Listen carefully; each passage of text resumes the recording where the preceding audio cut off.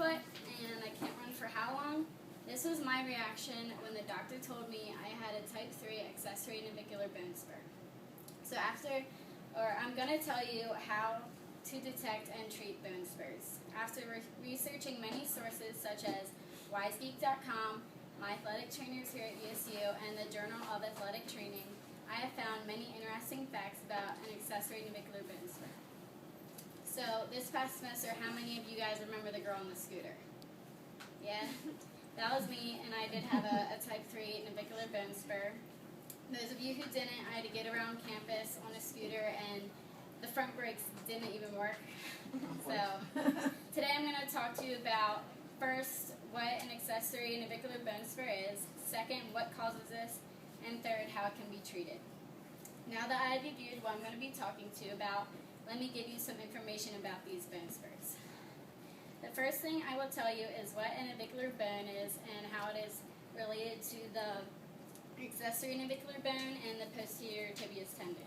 So, according to wisegeek.com, a navicular bone refers to the bone at the top of the foot that is located near where the foot and ankle meet. An accessory navicular bone just means it's a bone on top of that navicular bone on the inside part of your foot.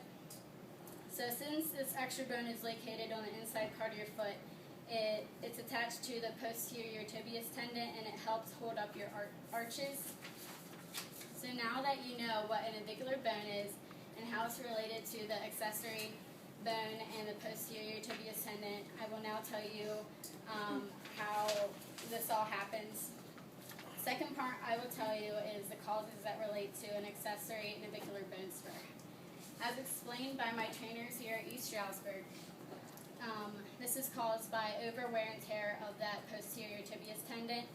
It's also caused by having a flat foot, and it's lastly caused by previous injuries.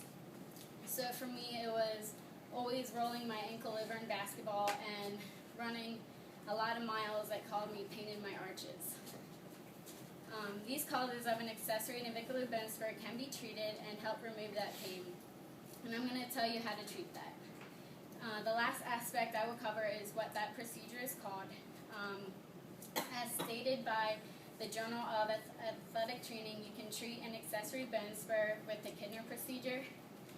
A Kidner procedure, they go in, they make an incision over that area. They take out the posterior tibial tendon, shave down the extra bone, and then reattach the tendon. And then that is to help rebuild your arches.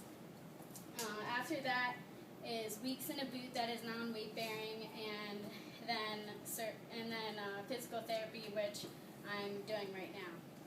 So as you can see, the Kidner procedure gets rid of the extra bone that is causing pain. After telling you all about what an accessory navicular bone is and how it can be treated, I want to end with some final thoughts.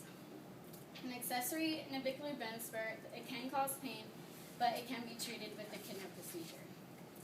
A navicular bone is related to the accessory bone, which is attached to the posterior tibial tendon. There are several causes, and it can be treated. So now I hope you know the difficulties of having an accessory navicular bone spur. So over the past year, I've had to deal with this extra bone in my foot, but it won't stop me from doing what I love to do, which is running.